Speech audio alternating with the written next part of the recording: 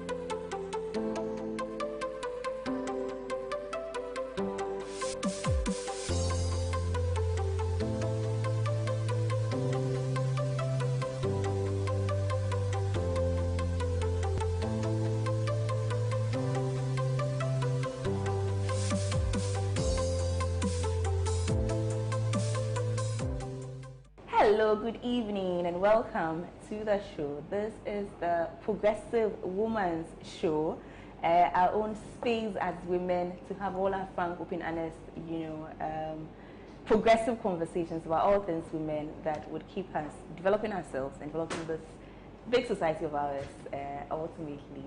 This evening on the show, we are discussing a topic that affects us in ways perhaps we tend to overlook. Because motherhood for all of us is supposed to be natural. It's supposed to be that thing that every woman can do and every woman effortlessly does and all of that. But in today's ever-changing world, where as women, the expectations are so much. You're expected to be climbing that corporate ladder and acing it on the job front, managing a home, keeping it together, being all snatched and tight and beautiful, while being the most amazing mother at the same time. You realize that as women, that can be a little daunting. Can it be? Can it not be? Should it be? Should it not be? That's our conversation for this evening. Motherhood, the challenges, the reals, the myths, how to do it better, and all of that. Interesting conversation ahead. Stay with us, we'll be right back.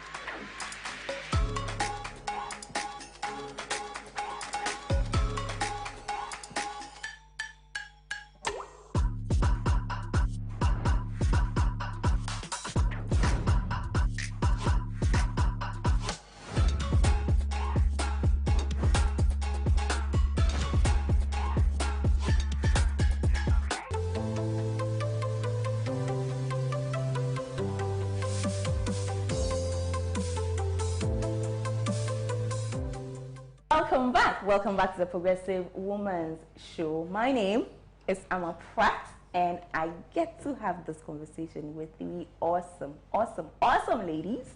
I have seated graciously with me in the studio this evening, Mrs. Baaba Kukua Blankson. She's co-founder, Seafood Hub. She's also Senior Assistant Registrar, University of Ghana. Hey, Baaba! I also have with me in the studio my cousin, my little cousin, my very small little cousin. She is Baaba Coffie. Baaba is PR consultant, Mahogany consult. She's lecturer at Wisconsin International University. Hey, cousin! Hi. And we also have with us in the studio Maame Ekua Gaisie. Yes. She's managing partner, 565 Limited Culture Transformation Consultant. Hevu, hello. It's great to have you, ladies. Thank you. And you're looking amazing. You are too. Again, thank you. Okay, so I mean, motherhood. All of us here are mothers. Yes. Yeah. Mm-hmm. All of us here have climbed that corporate ladder. We've shattered that ladder. Still shattered. We are still. Let's just say we've shattered it. Let's agree that we've shattered it. Okay. As for the rest, let's leave it. We've shattered it. And all of us understand firsthand, perhaps this topic in all of its, nuances and all of that. Before you became a mother, what was motherhood to you? How did you see, how did you think it was going to pan out? And what were your ideas? I'll start with you, Barbara. I'd always dreamt of or thought of having a little baby girl. I mean, very early in life, I like babies. So whenever my aunties, have their babies, it's almost as if I'm the junior mom. Want to carry the child, want to wash their stuff and that kind of. So I always thought that it would be really nice to have a baby, smelling nice, cuddly, well dressed with some ribbons and that kind of thing. So I really did not see the work. I thought it was beautiful and nice to have one, honestly. So I thought that being a mother was sort of fun. I think I played down a lot on the work aspect of it. Yeah. Babs. Yeah, interestingly, I like this movie, The Sound of Music. Ooh, me too. Yeah, and Captain Von Trapp had 7 kids, and they looked so beautiful. So I always told my family I would want to have 7 kids. Afterward, I changed my mind. Oh, dear. So you can imagine what my thoughts were about motherhood. But that was it. Ekua. I'm a departure from these two. Right. Yeah, I never really thought of myself in an adult life with motherhood as the center of it. It was think about everything, career, business, advocacy, anything else but motherhood. So my husband would tell you that I didn't even talk about children when we were courting. So when we married, he literally called a whole clan meeting to congratulate my good self for how well I had done with motherhood. And for me, it was a very basic principle, either doing it or not. So I went all out once he arrived, yes. Right. But it wasn't something I was always thinking, how's it going to be? What would it be? But God knows, if I had a daughter, she would have been in trouble. Oh dear. Oh dear. So you have... I have a son. You have a son. Yes. Baba, you have... I have a son and a daughter. Son and a daughter. 3 daughters and a son. Whoa! Nice. 4. 4, yes. Okay. So, I mean, and Ekua, you started over, so I'll come back to you. What's been your approach to motherhood? I stayed away with the help of a colleague, a male colleague actually, half German, half Italian, from reading too many books. Yes, I stayed away from that. I did study. I'm a student for life, so I did study how to care for a baby and make him comfortable. I didn't read too many parenting books because from what I'd seen growing up, especially around Sunday school, observing children of men of God and from very good homes, I simply told myself, this business must be by grace. That's what I came to. I'd seen very staunch Christians, very tough disciplinarians raise these, I don't know what to call them, worse than wayward children. I would not volunteer wayward. and I've seen, mothers who couldn't care a hoot to raise very good children. So very early, I must have been a teenager, maybe in secondary school, I just told myself, this thing must have the hand of God in it. It's not so much how much you do, but a certain direction that God takes it. But in saying that, I also am a teacher of intentional living. Right. So I do not believe that things just happen. You have to work it out, you have to put in the measures, you just have to work things out. So I did put in the works. But honestly, they'll tell you that until it happens to you, you will not have your story. And for me, that's parenting. Right. So that was my approach. Right. I looked at my son as a human being of his own caliber, understanding that if I had another, I would probably have to raise that child differently, boy or girl. Right. Yes, so I didn't come with, this is how my mother used to do things, and this is how it has to be, and this is how my friend Baba says. No manual. No. The manual is the Bible. Right. That's the first thing. How to keep him healthy and well, good, and The rest, we work it out. I check out his own vibes and we work at it. You flow. Yes. You flow. Babs, what's been your approach? I think from scratch, for me, how do I approach or how do I nurture my baby? There were no laid down rules really for me as well. But I think unconsciously, I was following what I knew from home. Right. Yeah. Right. So this is how my mother did it. That was not what I was thinking about, but that's what I knew, you know. And she's raised 4 great children. Yeah, one of them great. I mean, your siblings are awesome. For you, the verdict is still, you know what I'm saying? But yeah. Well, I'm just, you know, that's one person who is a little, but I'm okay, I'm all right. Just okay, we'll take okay. Yeah, so for me, that was the approach, really. Right. And there were times when I doubted my ability to nurture, you know, to train, because I was wondering, am I really doing it right? I was not sure. And those times, I would go back and speak with my mom, and she would say that, look, you are doing a great job. Trust me, it's normal. You know, it is not because you're not putting in the effort, but it comes, you know, I mean, take it one day at a time, and before you realize they will grow up. Right. So for me, that's how it's been, one day at a time, and this is where we are. Ah, Barbara. Yeah, well, for me, parenting, I did read about it. I also learned about it. I'm a very disciplined person. Self-driven. You know, I know exactly what I'm doing at every point in time. So I think I had a little bit of concern, you know, the uncertainty with this is something I had never done before. And it looked as if there was no hard and fast rule how to go about it. So I did read. I had a friend who, you know, gave What me did a you couple of read? books.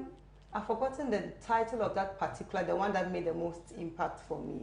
It was a book on parenting, I think from pregnancy up till, I mean, the baby is a toddler or so. It's a book from the UK, I've forgotten the title, but I had a friend who had a baby in the UK. And so I think they give that to them, you know, when they go for antenatal. So that's the book I read. You know, it was very, very, very informative. My mother at the time, in fact, she still lives in the US, so I did not have mommy to run to, you know. So I sort of did what Baaba did, in the sense that I unconsciously just did well, because I like babies from a very young age. I just did what I saw my aunties and my grandma and, you know, and co do. But there were those things that I did not want to do. So I did not want them treating, I mean, certain things, these herbs, and you know, there are certain traditional stuff that, you know, my mother-in-law would come and then help me with the baby when I have them. You know, so I had in mind what I wanted. I was clear in my mind, and I was not going to sort of compromise on certain things. But otherwise, I just took it in stride. And like they all said, I mean, as you go along, you sort of learn the ropes. Yes. You know. And I've had 4, and they've been 4 different experiences. Each one is slightly different, you know. And so, like Ekua said, sometimes you flow with the vibe of the baby or of the child, you know, trying not to impose yourself too much on the child, because sometimes we unconsciously tend to do that. You know, when I went to Holy Child School, and my girls must go to Holy Child School. You know, I'm very good at math. My son should be good in math. I use my right. How can my child be a lefty? But the interesting thing is that my husband is left-handed. So when the children were growing up, I mean, I was brought up to know that using your left was disrespectful. But he told me point blank that there were a lot of left-handed people in his family. So for us, left or right should be fine. So the child goes with one, you know. So I guess generally parenting, that was it. I think at certain times I think I tried too hard. I think sometimes I tried too hard. You know, I would wake up, I have to make the juice myself. I have to, you know, I try to do the homemade, you know, I struggle to buy things for the child to take to school. I think it should be homemade and that kind of thing. But otherwise, all in all, I think it's a lot of grace because it's a lot. It's a lot of work. It is a lot. It's a lot. And people really, most of the time, really don't understand. They just don't understand. You know, they try to listen and then try to, say the right words. But the truth is they really don't understand what you're dealing with. I just want us to touch on this very briefly. I think it's a whole conversation that we'll come back to one and some other time, because I'm booking you ladies for maybe 5-6 conversations. So this is a conversation we'll come back to. But I just want us to touch on it briefly and then we move along. Motherhood comes with actual physical changes, doesn't it? Yes. It does. It does. Can we talk about that briefly? Just a few minutes and then we run away from there. I'll say, and my ONG specialist will tell you that Maame is one of the very few women who is happier pregnant.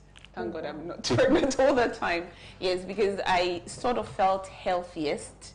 I felt very fit and everything. So imagine I'm a very busy, active person before pregnancy, and I get even more active and busy pregnant.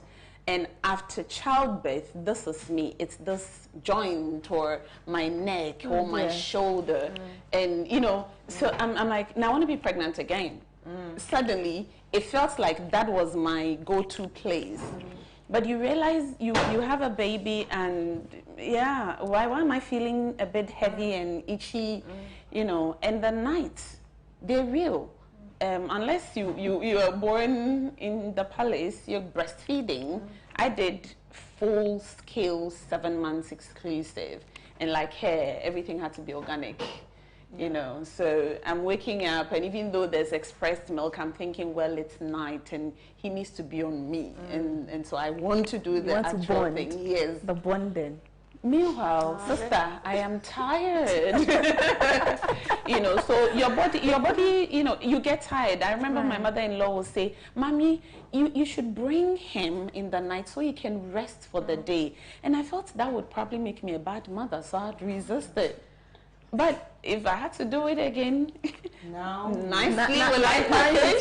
you take it. But understand, I'm sure all of us, when you have the first one, you have all of this butterflies. But as time goes on, like she's saying, you learn to let go of some of the things. Chill out. Just chill out. It's not going to end the world, really. Chill out a little bit. Yeah, but your body definitely changes. But I tell you, again, genetically, you could be graced with a great body and you bounce back.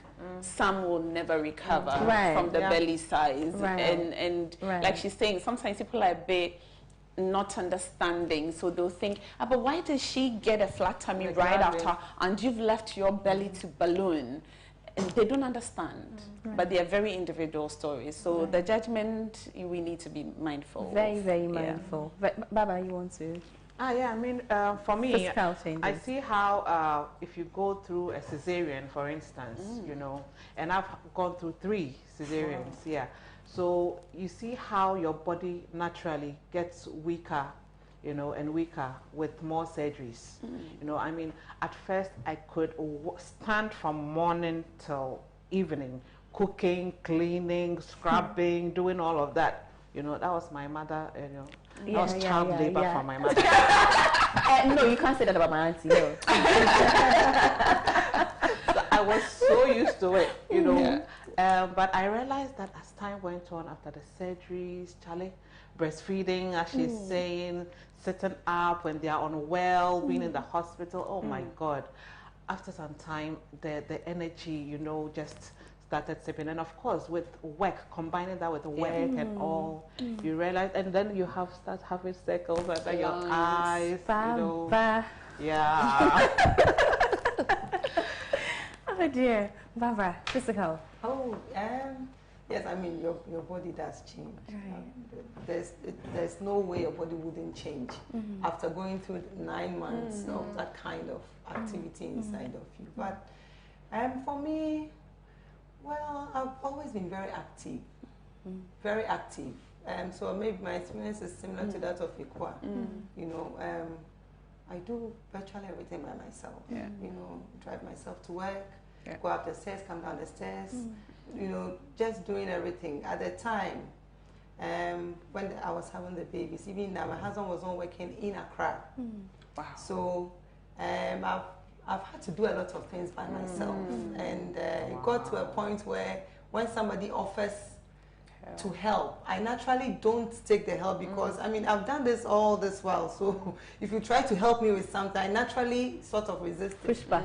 Yes, but I realized my body was changing. Naturally, in my family line, you know, we easily, you know, put on the weight, and then my mother has, you know, her baby fat and everything still intact with it. So you know, you look That's at very complimentary. Thank you. and she looks good with it, actually. Yeah. You know, so, and I look around and I realized that, you know, that is it. So I felt, you know, after the second child, that if I did not intentionally take care of myself, I could end up that way. So after the second baby, I started paying attention to my body. So I used to do 100 sit-ups every morning after my sixth week check. You know, no pressure from anybody, but I just wanted to do that, you know, for myself. Yeah. You see, and I looked at other women who had managed to keep it together. I don't want to call names. I knew family friends with 6, 7 children. You know, my mother had 5, but this one has 6, 7. But still, you know, had managed to keep a certain kind of form. So, I mean, that's what I tried to do. And then I remember my mother-in-law at the time, because she is always with me when I have the babies, taught me a few things. You know, they are, we call them Kegel exercises. Yes. There are Kegel. certain things that Yes. you need to pay a little bit of attention and do them. And do them. Otherwise, you let go. I mean, it's not all of them that you see, but doing them sort of, you know, helps. You see why we have to have another show? My mother will tell you that, you know, you need to wear your nursing bra to bed. Yeah. But there are other people who think that, you know, when you're going to bed, you know, you don't Just have leave to. it. But my mother would insist that once you are nursing, wear the nursing bra. You know, she feels that that sort of preserves you a little bit. Yeah. You know, so definitely the body changes, but you need to intentionally take care of yourself afterwards. Otherwise, can't get Intentional living, like you Yes. first said. Intentional living. Yes. Good stuff. Okay. So now, because our husbands have come in every now and then, let's go there. You know, and back to intentional living. Yeah. Are you intentional about roping him in? You know, or do you let him decide? You know, the kind of father he wants to be. And this is a very personal, you know, everyone and how they chose to. Yeah. So I'll start with you, Baaba. Well, you know, with the first child, let me give you a short story. But for the first child, when we went for my first visit to the doctor, my husband would always follow me, you know. We'll go there, and then Dr. Saf will be like, oh, are you the father? I say, yes. Oh, okay. Oh, is this the first one? And he'll say, yes. Oh, congratulations. Oh, wow. I hope I'll see you for the second and the third. You know. And at the time, I won't laugh over it. But naturally, for the first child, most fathers, maybe 95%, are very involved. Right from conception till the baby arrives, maybe till the baby walks. So during that period for the first child, you really don't need to sort of cajole him to help, you know. But after that, with second, third, fourth, I mean more children, life sort of gets in the way, because now the whole fun of, you know, having a new member of the family, that kind of thing, it sort of blows over, and then there's reality. You know, now the bills. I mean, you realize that there's life. There's you must live. So the mother sort of pays more attention to the upkeep and the general well-being of the baby, and the fathers sometimes get a bit preoccupied with sort of making ends meet and making sure everybody is comfortable. Great. But I think have intentionally also tried to sort of involve him, so he's giving the babies their bath. I mean, I have pictures of it. In the night, I would give him the baby and then also go to sleep and all that. But I dare say that the first child, that natural interest is so huge. It makes you, the mother, feel so good, you know. But moving on, you need to sort of Next, a little bit. I'll come to you, Ekua, before I come to Baaba. Oh, yeah. I'm still on number one. And I have to say that my husband actually is the one that would see that I'm pregnant for all other pregnancies that we've not had the children. So he tells me, I think there's something in there. I think there's something in there. And once we realized that, okay, so for every single visit, we both registered on Baby Center. So the learning was together. We needed to agree where the limits would be, especially when we're getting help from outside. Then we wanted to present a united front. This is what we don't want. These are the things that can go. So in that year, there was no COVID, but my husband and I were very strict. Anybody touching our baby needed to hand sanitize. So it wouldn't be Maame, yeah, the one that's being fussy, and he's okay with it. Both of us would insist. Yeah. He would naturally take over. My husband started bathing our baby at month 4 because Madam had to go to work. So, unfortunately, he was on vacation at school, so he needed to take over, and he would do everything, literally everything. To date, he still does. Very involved. But we need to manage expectations. I'll say, yes, there was only yesterday a friend and I were saying that children are, and fathers lately are becoming very interested in spending time with their children.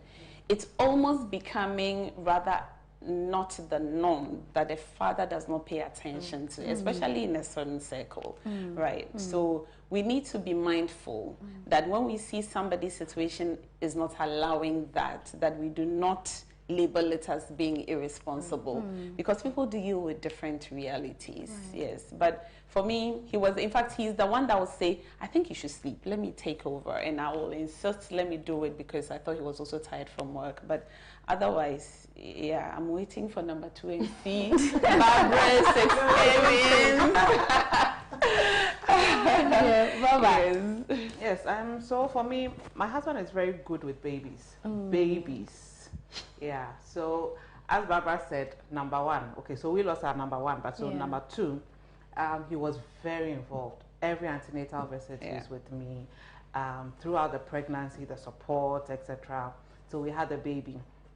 And the baby also looked really much like him. I don't know if that's part of it, but really like he took care of her very, very well. You know, he's like you, he would say, oh, why don't you get some sleep? And I'll take care of her. No, he's just amazing. Let's just say that. You are biased. You are just I am biased. You know, so throughout that process till she grew up, and I think at a point he also started wondering, am I being a good father? Am I involved as much as I should? You know, so he would ask those questions, you know, and I would say that, yeah, you are doing a great job, you know, encouraging him, blah, blah, blah. Yes. But yeah, for the second one, and it's so interesting you mentioned it, it was not as much. So for instance, I went to more antenatals alone. That he did with me. And I remember when I was going to theater for the cesarean, he was standing at the door, unlike the first one where he was taking the photos, he was doing the videos. He was like, oh, I don't have to really go in with you. I was like, are you kidding me? You are going. You know, so you see that difference. He's seen it before, his experience. It's not much of a big deal like, it was the first time. But yes, I also intentionally rope him in because sometimes there are some things he's unaware of. You know, sometimes how you also grew up is really important. So he grew up in a space where aunties were taking care of everybody, you know, father figure was not really there, and that is one of the reasons why he's always questioning, okay, am I doing it right? So there are times he's not sure, and I need to rope him in. So especially the girl, you know, she's a girl, there's a certain attention that she requires from a father, you know, so please do it this way, can you do it that way? But it is not imposing, but more like guiding, and he appreciates it. So yes. Right. Good stuff, ladies. Good stuff. Okay, so I want us to take a break. Sure. You know, I think we've handled this really, really well. Even I'm, you realize I've just been quietly nodding my head from person to person. But when we come back, I want us to look at, this thing about combining, the work and the home, because the mother is said to be the architect, the general overseer of the home. But then there's the work, too. So when we come back, we'll look at that balance and how it's working out so far. The lessons we've all learned, such that somebody watching us can do it better. Yeah, sure. So stay with us, we'll be right back.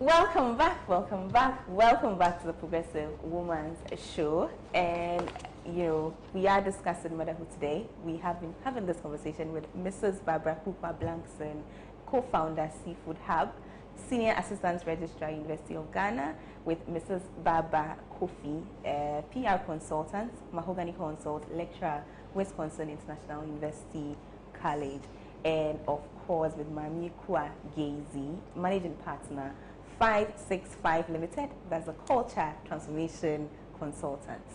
Hey, Boos. Okay, so motherhood and work. I mean, we need 6 shows for that, don't we? Yes. Make that 10. Because in today's Ghana, I dare say anywhere, it'll be practically impossible to say, because I've had a child, I'm staying home to look after the child. You do all the work. I don't think any of us took that option. I didn't. You didn't. None of us did. No. So we continue to work. Yes. That's not easy. How did you? And this is a proper cope. How did you cope? Well, I got married just when I had finished my national service, and so. Whoa, early. I married early, yes. Right. Just when I had finished, and then I started my masters. After the first year, I took seed. So for the year for research, my second year, I was pregnant. So had the baby, graduated, and I was anxious to start work. Because for those who know me well, I can't be idle, I remember before I even found formal work, I was trying to, my mother used to send, certain products, and I would even put the baby at my back in my area and go door to door trying to. Industrious woman. That kind of thing. So my husband quickly realized that I had to work. So put in applications and now got a job. And it wasn't easy. It wasn't easy at all, given that he did not work in Accra. And here was I. My mother-in-law was a policewoman, then she's retired now. So after a couple of weeks, she had to go back to work. Right. And now I fell on this cousin who came to help me. So it was myself, my young cousin, and then the baby, and a first-time mom. So, and was in the private sector, so the rules were quite strict. Right. So it was very difficult. Very difficult. At least once or twice, I sat down by myself and really felt sad. Very, very. I talk about it because I felt that it was just not fair. I was trying so hard. I get to work on time, but the boss would not understand. That I need to pick my child from school at this time. There are certain things that I felt should naturally come to young parents in the workplace. Especially young mothers. Yes, Yeah. yes. And I used parents because, in Ghana we sort of overemphasize the mothers a little. And then sometimes the fathers get lost in there. And some would then use that as an excuse not to be as involved as they should. As they should and be. so sort of leaves a lot of weight on the working mother, so extra weight, that kind of thing. So it was very difficult. It was very difficult, but it was an experience. I had to learn to cope because my boss would not have it. So I mean, sometimes you need to sneak about a bit. I know that he's on a trip abroad. So I mean, for these 2 days when the child closes from school and there's no one at home or etc., the child could come and sit with me for a while, but normally no.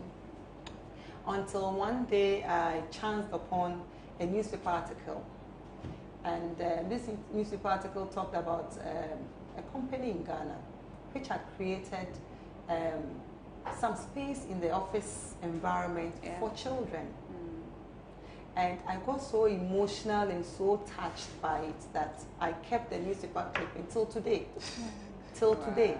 Once in a while when I'm going through my old stuff, I see it. I kept it. I don't know why I kept it. Maybe I thought I could show it to my boss then and see whether, But you never did. I never did. Why? Because I realized that, I mean, when people are set in their ways, I mean, at a start level, entry level sort of staff, you don't have that kind of opportunity to make the changes that you would like to make. You could only talk to other colleagues who had been there longer, that kind of thing. So this was space that was reserved for children. And I could imagine if we had that, then I would be more relaxed at work. I would probably work harder, knowing that the child is safe and not far, and that kind of thing. So I did everything, drove the child to school, drove myself to work, rushed back to go and pick, rushed back to work.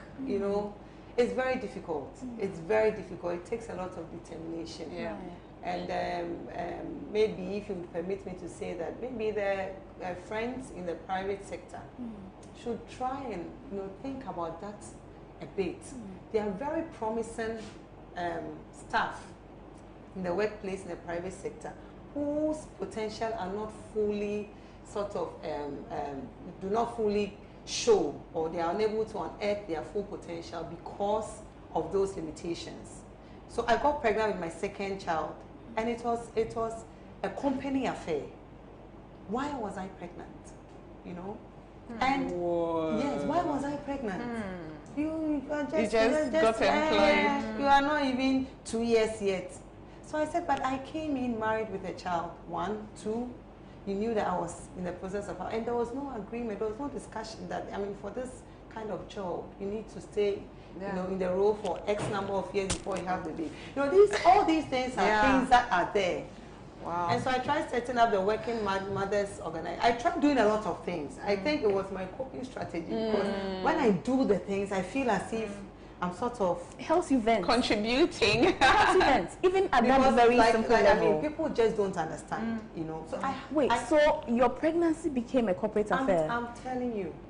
A work issue? I'm telling you. If my boss is watching me now, I'm sure he's praying I wouldn't mention it. I'm telling you, yes. Yeah. Yes. Wow. And I'm a very naturally strong-willed person, I speak my mind. I don't mince words. I mean, we've had meetings and all of that. And I've told him a lot of things in the face. I'm not going to pay your full maternity. And when you go on maternity leave, I have to find someone to come and I'll give the person part of your salary, I think a third or so of your salary, because... And I said, when your daughter had a baby, did you pay her the full salary or not? Oh, she was employed in... Yes, she was employed. Nice. Oh, I did, but she has been here longer. I said, you are paying every dime. Yeah. And then See, that's a progressive woman. And he did pay. Yeah. And he did pay. Yeah. But I realized that it might have been me. I was not afraid to lose a job, because if I can go door to door and sell with my master's degree, then but there are so many women out there Keep mute. who are sort of bullied, and forced into submission, and forced into even maybe abortions. Yes. You know, all sorts of things. Yes. We make them so uncomfortable that they cannot, I'm short of words. But it was really difficult. Yeah. It was, so it makes me sort of have some kind of special attachment to my son. Because that journey with him was just so difficult. And I don't think any woman should go through that. But this is it's a conversation that must be had. Yes. These things are not spoken about. It looks all beautiful. You go to a workplace, corporate, you know, setting, everything is on point. You know, everybody looks happy. The mothers are well dressed, looking all chic. But I dare say that these things are going on. Why should that be? If there's a policy, why wouldn't you let the staff know the policy ahead of time? But wouldn't even a policy like that be discriminatory? Exactly. No, they can't. So it can never go on the script. Right. No company working, doing business in Ghana can ever put that with or without an HR person. So let's go around when it's in my space. Yeah. So if I just quickly round up, I want to sort of contrast it. So this company, eventually I got another job and I left and I joined the University of Ghana. And there was a strike at the time. So when you know, we did the interview and everything, we were all waiting to hear something. And I was hopeful that it would work out, even though I didn't know it. I had no connections. I went to tech, but I was hoping that, I mean, that door would open because I had just had too much. I'd had enough of the other side. And I saw that I was pregnant again with my third. And I remember when I did a pregnancy test and I saw it, I mean, if it was the will of God for me to miscarry, I would have. Because I just got this sharp sensation that now that the door has opened, and you know, I had been groomed to think that, you know, pregnancy is a hindrance to work. So calling somebody at HR, you know, in the university, and the person said, "Oh, relax, don't worry about it at all." I thought, am I hearing right?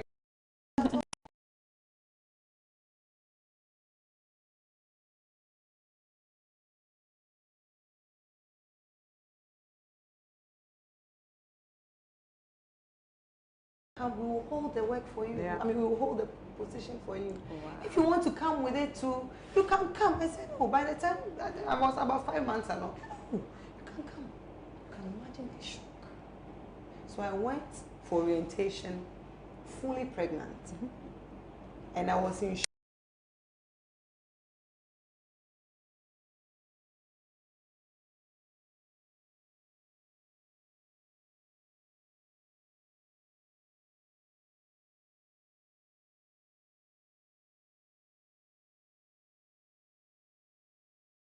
Was so sharp. So I realized that we have Ekua, who is the HR but this is a very serious, you know, I'm very emotional about it because I have to go through it. You should be. And given my, you know, thinking that I'm a strong person, I'm imagining if I did not have that strength or that courage, you know, to look at the face of my boss and tell other managers that you are paying me every time. You know, I think once I said that, you realize that no, this person could go legal or whatever. So even when I was going for antenatal, I had to write permission letters, close from antenatal. Even if it's 4 p.m., I have to come back to the office. You know, so he started being legalistic, and I just also played along. You know, so I'll be very happy if we get some sort of, we give some sort of encouragement to people like me who are going through this. You see, from everything you're saying, and as you were speaking, I was just having goosebumps. You know, I was telling you before the show that in Venezuela, at least in the 3 TV stations that, as part of, you know, a particular visit, I was privileged to sort of tour. All of them had facilities for children. All of them had. So I wonder, I don't know, I didn't go to banks, I didn't go to markets, so I wouldn't be able to say if it's the culture there. But I went there to TV stations, and for all the TV stations that we went to in Venezuela, there were facilities for keeping kids, big, spacious places with, you know, toys and stuff for kids where workers could keep their kids. Now, that's not our reality. Yeah. It's not our reality. But then hearing you speak, I realized that it actually gets worse. Yeah. Yeah. I've been in a corporate setup where my colleagues kept having miscarriages because I wasn't even married at the time. But I remember that my colleagues who were married were constantly having miscarriages. Constantly having miscarriages. You know, and these are real conversations that very need serious to one be because had. my boss stopped my the cleaner from cleaning my office. I don't know why. So imagine me 7 months pregnant, and I get to the office. I have to sweep the office myself and all of that, you know. And I couldn't bend. You know, it's not as if you have this, you know the rubbish collectors with the long handle. Right. You know, it's not like we have that kind of thing. So it's the ones we know. So you have to sort of bend and then, you know. Had warned the cleaner. The cleaner actually walks past my office every morning. And it's not because he doesn't want to come. I had been told specifically not to sweep my office. But that's abuse. Exactly. You know, I've never spoken about this publicly. I can so imagine. It's like a big deal. Yeah. And I remember at the time there was an administrative assistant there who got so, she had a baby at the time. She was a mother.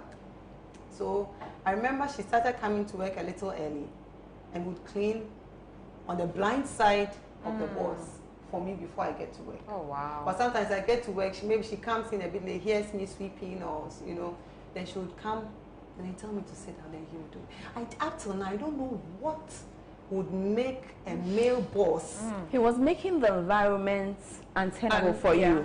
He needed you to leave by yourself. Essentially, this is what it was. He needed for you to leave. You know, so if you will leave, then I'll make you but leave. you leave and one does not also want you to leave. But you see, the thing is that you are really good at what you do. I like your work. I cannot take it. But I don't want you to be pregnant. No. I think that was it. Yeah, I don't want you to be pregnant. I don't want to pay for maternity leave. I don't want you to have to take your child to to the hospital for vaccines. You know, I don't want any of that. For you to disrupt? No. So let's bring Ekua in at this point. You know, she being our HR. You know, Ekua needs to come in because then it seems as though nature has given us a role to play, and your society is fighting us. So how do we win? And society fighting is erupting. You'll be amazed from where I sit. The stories are of varied tones. Okay, so I was just waiting for Barbara to mention whether the boss was a male or a female. Before I got into the thick of HR, and I'll be very open, this is a progressive woman's show. Right. The worst bosses when it came to mother care were females, and sometimes mothers. Oh, really? Yes.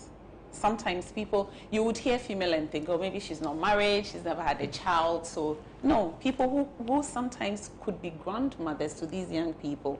And quite some famous ones.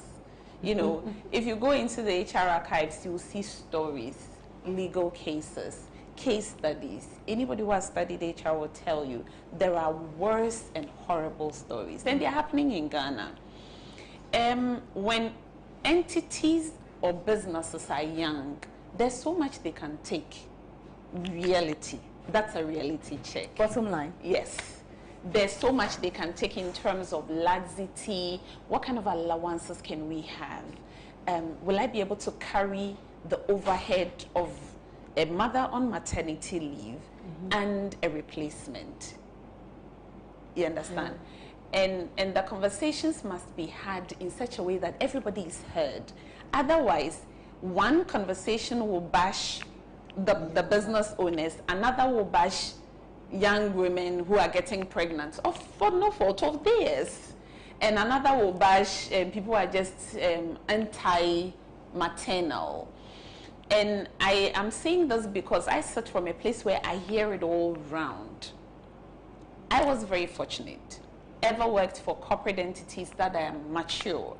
they had the wherewithal. The system had gone through. I mean, I worked for one business that was founded in 1923. Before, and I'll say this openly, before a telco business in Ghana was making the news and headlines about 5 months maternity leave, I had it.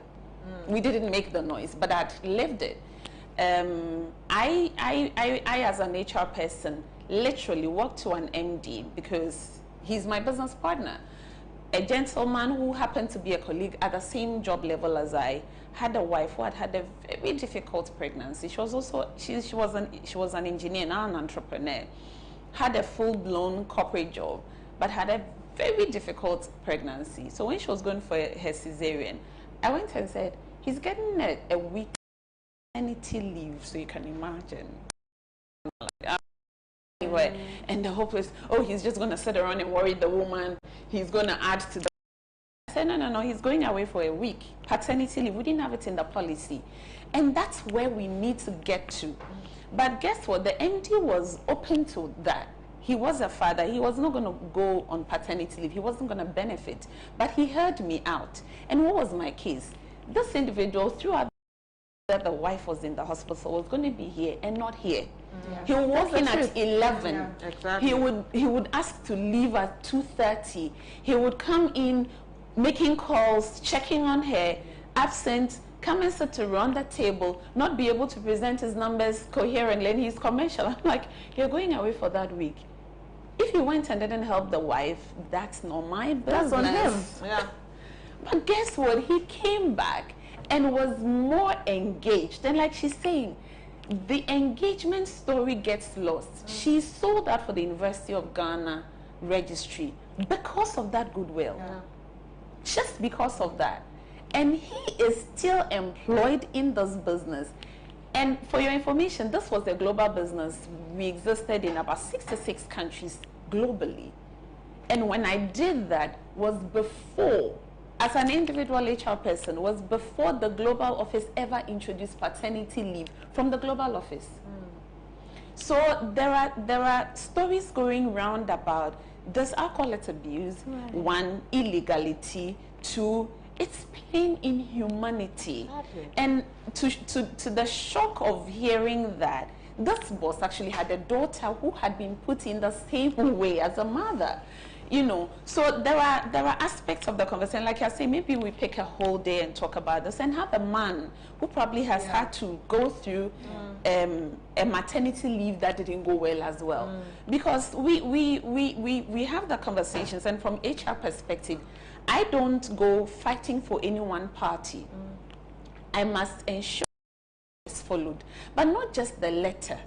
It is the spirit of the law. It is the spirit of humanness. And when we say human capital, look at the capital, assets, yeah, off your head. But there's a word called human. And also hear them. When have they given these opportunities and they've been abused? Because we do have stories of business owners having been so bitterly bitten that they don't want to do it again. And if you sat this boss down, I'd be happy to hear his story. It's very absurd. Not that it's strange, it happens. But why do we go through that? Why do we experience that? You understand? And when you have women that are strong, and my story, I don't want to share it because it could compel another young woman hearing me to feel that they have to go through that. I went to work every day, the morning of my birth. I'd ironed my thing. I was going to do announcements at church. My white dress was there. It was a New Year Sunday. Went to the hospital. In 2 hours, I was out. By 3 p.m.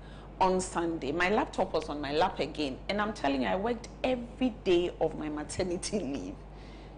And went to work with no email backlog. Was that great? For me? But guess what? My business was so minded that when it came to my performance review, I was punished for doing that. And they weren't punishing me because they're mean. Whoa. The story was that, okay, so I'm asking, why am I not making a 5? Because in my mind, hey, I was on maternity leave, I worked hard. My male colleagues will see me online at 12 and they'll ask, is this the baby that's keeping you? The baby was asleep, and I was just, okay, it's just me.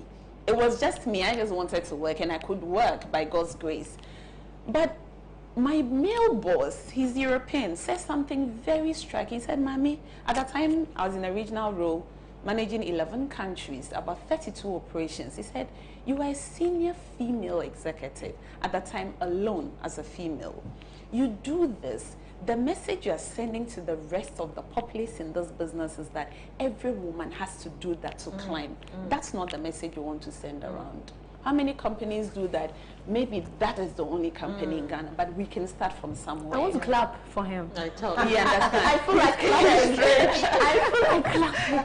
But and Because I'm sorry to yes. cut in, Mommy, but because the truth is that that's not the reality of a lot No, of women. not at a lot of all. us have children, Yes. and we are proper knocked out. Yes. Yeah. Yes. And the reality, Like lockdown. I tell young people in the university when I go and I say that the reality is that, look, you're going to climb as quickly as you're not married.